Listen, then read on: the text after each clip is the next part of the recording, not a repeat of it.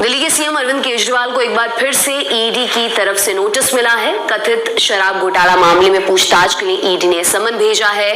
ED के नए notice के मुताबिक केजरीवाल को 21 दिसंबर को पूछताछ के लिए पेश होना पड़ेगा।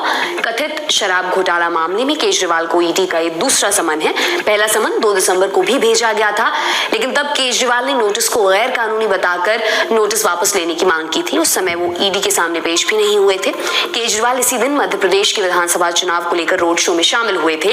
वहीं इस बार भी सीएम केजरीवाल का ईडी के समक्ष हुई कला विपश्यना एक ध्यान विधि है। भारत में ये करीब 2500 साल पुरानी मानी जाती है, जब गौतम बुद्ध ने इसको रीडिस्कवर किया था। रीडिस्कवर बताना जरूरी है, माने ये विधि उससे भी पहले मौजूद रही है, लेकिन कहीं गुम हो गई थी। फिर बुद्ध ने इसे वापस जिंदा किया। उन्होंने खुद इसकी प्रैक्टिस की, दूसरों को भी कराई। विपश्यना का शाब्दिक अर्थ है विशेष प्रकार से देखना। माने क्या? माने आप जैसे हैं, जैसे विचार या भावनाएं आपके मन में आ रही हैं, उन्हें जस का तस देखना, चाहे वो सकारात्मक हो या नकारात्मक, उन्हें बिना जज के देखने का एक विशेष तरीका ही विपश्यना है। दूसरे शब्दों में इसमें आदमी खुद को चेक करता है और खुद को भीतर से शुद्ध करने की कोशिश करता है। जो कुछ भी घट रहा है उसको आदमी तटस्थ होकर देखता है और अपने चित्त को साफ करने की कोशिश करता है। विपश्यना कैसे किया जाता है? दिन में कई बार बैठे बैठे ध्यान करना होता है। 10 दिन तक मौन रखना होता है। इशारों में भी बात नहीं कर सकते। विपश्यना में कोई दिक्कत हो तो जो आचार्य वहां पर हैं उनसे पूछ सकते हैं। विपश्यना के 3 स्टेजेस है। पहला स्टेज, जो साधक होता है वो उन सब चीजों से दूर रहता है जिससे उसको नुकसान हो। इसके लिए पंचशील का पालन करना पड़ता है, मतलब जीव हिंसा से दूर रहना, चोरी से बचना, झूठ न बोलना, ब्रह्मचर्य का पालन करना और नशे से दूर रहना। दूसरा स्टेज, इसमें 3.5 दिन लगते हैं। अपनी सांस पर ध्यान केंद्रित करना और मन एकाग्र करना होता है। इसको आनापान कहते हैं। आनापान आन और अपान से बना है। आन माने आने वाली सांस, अपान माने जाने वाली सांस। इससे मेमोरी बढ़ती है।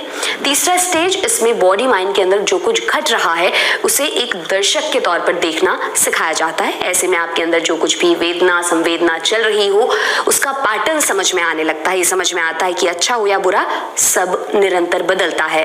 विपश्यना के दौरान रूटीन कैसा रहता है, इसे लेकर राजेश मित्तल, जो खुद भी विपश्यना कर चुके हैं, बड़े पत्रकार हैं, उन्होंने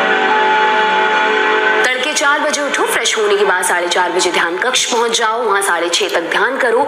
6:30 से 7:15 के बीच नाश्ता, फिर 8 बजे तक का वक्त नहाने धोने के लिए दिया जाता है। 8 से 9 और 9 से 11 ध्यान के 2 सेशंस। 11 बजे लंच, उसके बाद 1 बजे तक का वक्त आराम का। 1 से 2:30, 2:30 से 3:30 और 3:30 से 5 ध्यान के 3 सेशन।